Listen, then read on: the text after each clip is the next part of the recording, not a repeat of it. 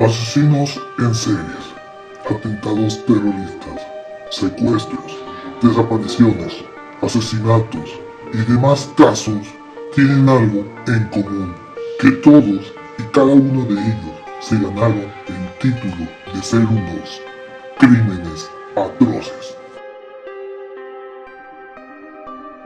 Bienvenidos sean a Crímenes Atroces, el podcast donde cada semana yo, Santiago Quiroz y Vato, les contaré a todos ustedes los casos de crimen real más atroces, macabros, mediáticos, terroríficos y sanguinarios que han marcado la historia de la humanidad. Bienvenidos sean al episodio 151, no sé por qué en mi guión aparece el episodio 15, pero este es el 151 de Crímenes Atroces. Y este sí es ya el último episodio del mes de enero. Ajá. Como saben, ya este mes fue bastante lleno de casos fuertes, algunos no tanto, pero al fin y al cabo, pues son casos, o sea, tampoco voy a decir echarle la mamá, pero bueno. Regresamos a los asesinos en serie. El episodio antepasado fue un grupo de asesinos en serie, pero ahora vamos con uno individual y no con un nombre, vamos con una mujer que no utilizó armas, sino lo que conocemos como el arquetipo de asesinas en serie, que es por envenenamiento, ya que la mayoría, sí, si no, es que todas las mujeres asesinas en serie utilizan el envenenamiento como método de matar y siempre es motivada por el lucro. Hoy les hablaré sobre una asesina en serie argentina, quien motivada por el dinero asesinó a por lo menos 3 personas. Este es el caso de Gilla Murano, la envenenadora de Monserrate. Un caso muy conocido en la Argentina, aunque cuando murió su historia pasó desapercibida un poquito, pero la historia siempre la cuentan en los medios. Ok, seguramente yo este caso la conocí desde hace varios por un video de mujeres asesinas en serie de Latinoamérica, así que dije, bueno, vamos a hacer este episodio. Pero como siempre, vayamos por el principio. María Bernardina de las Mercedes Boya Ponte de Murano, mejor conocida como Gilla, nació el 20 de mayo de 1930 en Corrientes, Argentina. Desde su juventud se quiso instalar en la gran ciudad, ya que por su ambición por el dinero, por conectarse con la gente importante y por tener todos los amantes que fuera posible, la dejaron de su lugar de origen. Su padre era teniente coronel del ejército y represión de quienes se oponían al golpe militar que había ungido a José Félix Uriburu como dictador. Le resulta una carga a la hora de involucrarse con todo lo que deseaba, que era dinero, sexo y acceder a cuanto círculo exclusivo pudiera. No se sabe más su vida desde entonces, solo que sabemos que contrajo matrimonio en 1953 con el abogado Antonio Murano, con quien tuvo su único hijo, Martín. Además tenía un hermano que era militar del ejército que llegó a ser general, razón por la cual se supone que Gilla no usaba nunca el apellido de soltera. Era bisnieta del teniente general de la Guerra de la Triple Alianza, Donato Álvarez, y hace demostraciones públicas de ser católica practicante. Ya casada con Antonio, iba y venía por Monserrate con perfumes importados, tapados de piel y joyas y carteras de gran valor.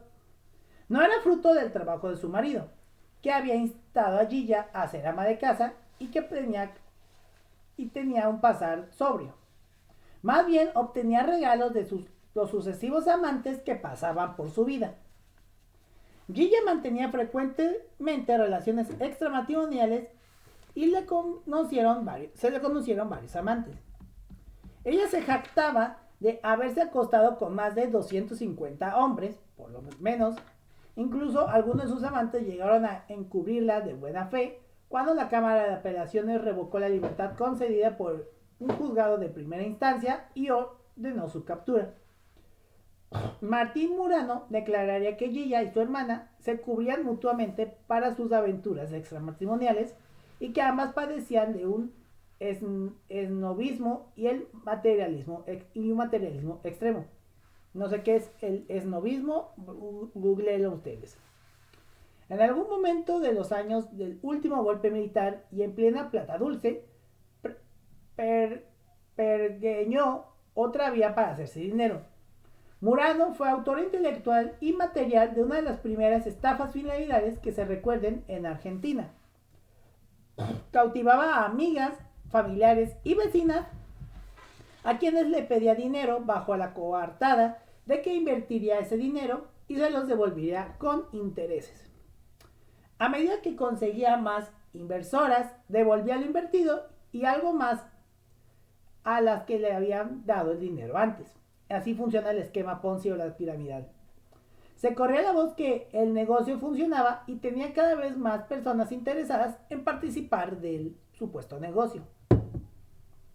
Pero en algún momento el esquema fraudulento que había organizado empezó a pasar por un cuello de botella. Ya a principios de 1979, en ese escenario y habiendo firmado varios pagarés a varias de sus supuestas clientas, decidió que, para no honrar sus deudas, su siguiente paso sería convertirse en asesina en serial. Y vamos con las por lo menos 3 víctimas que conocemos. Estamos hablando de Carmen Zulema del Giorgio de Venutrini, o mejor conocido como Mema.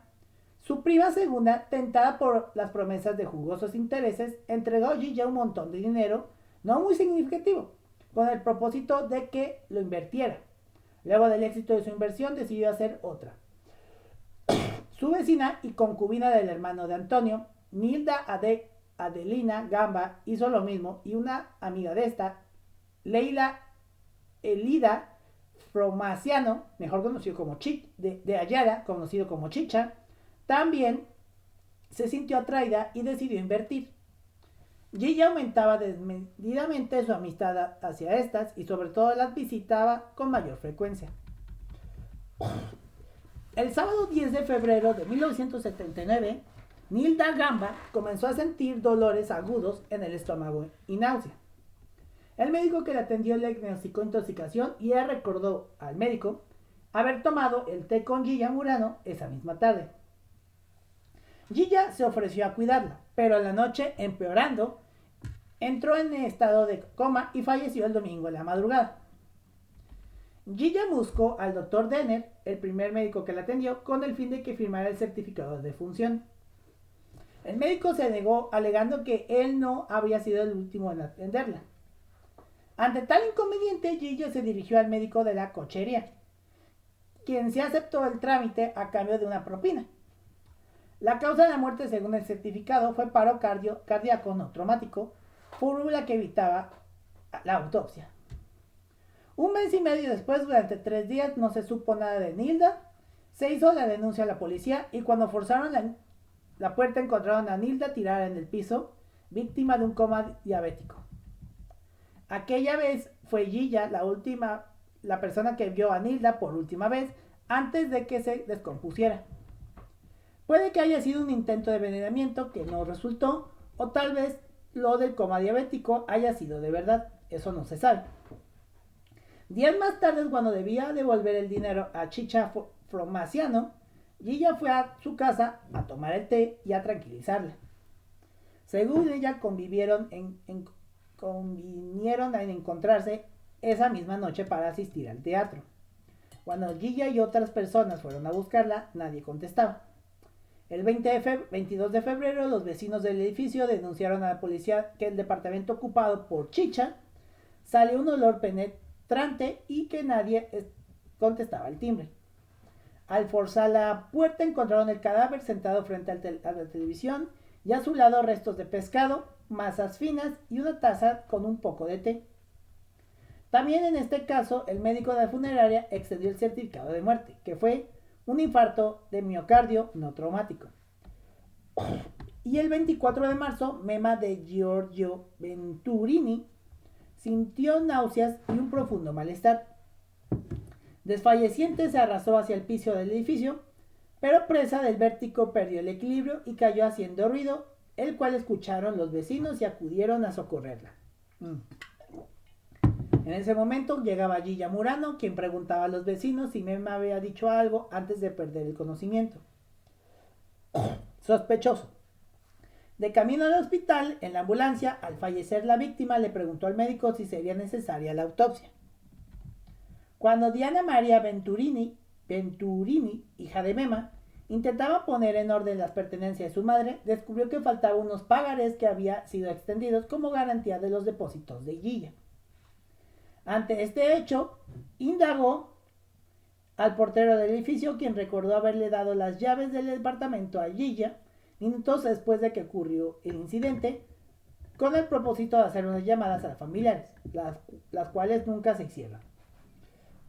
Ya en su domicilio y con la mente más despejada, Diana comenzó a hacer conjeturas. Pues hasta que otras dos personas a quienes Gilla debía dinero habían muerto en circunstancias similares a las de su madre, decidió hablar del caso con la policía. A partir de eso, el juez ordenó la exhumación de los cadáveres para realizarse las autopsias pertinentes. En el caso de Nilda y Chicha, inhumadas en tierra, esta tarea no arrojaría resultados decisivos, ya que en ese proceso de descomposición de los cuerpos, una de las sustancias que se formaba es el clorhidrato de cianuro. Esto impide establecer si la sustancia está allí por causas naturales o por haber sido ingerida en vida. En cambio, el cadáver de Mema pudo determinarse con exactitud que en sus vísceras habían restos de cianuro alcalino, y así se consideró que se trataba de muerte por envenenamiento. El 27 de abril de 1979, la policía detuvo a la señora Murano en su hogar en la calle México. En 1980 fue encontrada desmayada en el penal donde estaba presa, el penal de Ezeiza. Luego de eso se le extirpó un tumor de la cabeza. En el mes de junio del 82, el juez de sentencia, Ángel Mercado, la absolvió de todos los cargos por falta de pruebas y la dejó en libertad. A mediados de 1985, Gilla había sido casi olvidada hasta que en segunda instancia le fue levantada la absolución por considerarse que las pruebas sí eran suficientes. Ella insistía que era inocente. Sus palabras fueron: nunca invité a nadie a comer. Por reducción de la condena y por la denominación de ley 2x1 que permitía contar dobles los días previos a la sentencia que se excediesen de 2 años, salió de prisión después de solo 16 años. Se supo que a los jueces que intervinieron en su puesta en libertad les había enviado como señal de agradecimiento una caja de bombones.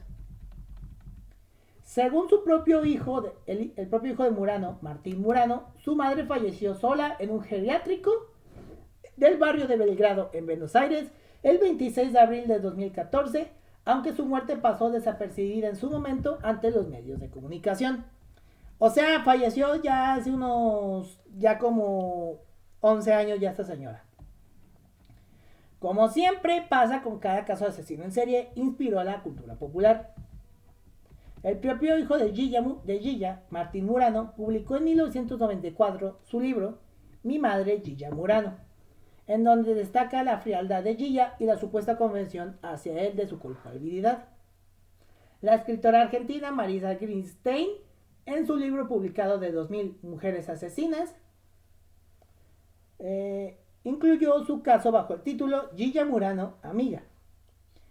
En el año 2006, el programa de televisión Mujeres Asesinas del Canal 13 ficcionalizó el episodio recreando en la serie Gilla Murano Envenenadora, siendo Gilla interpretada por la actriz Nacha Guevara.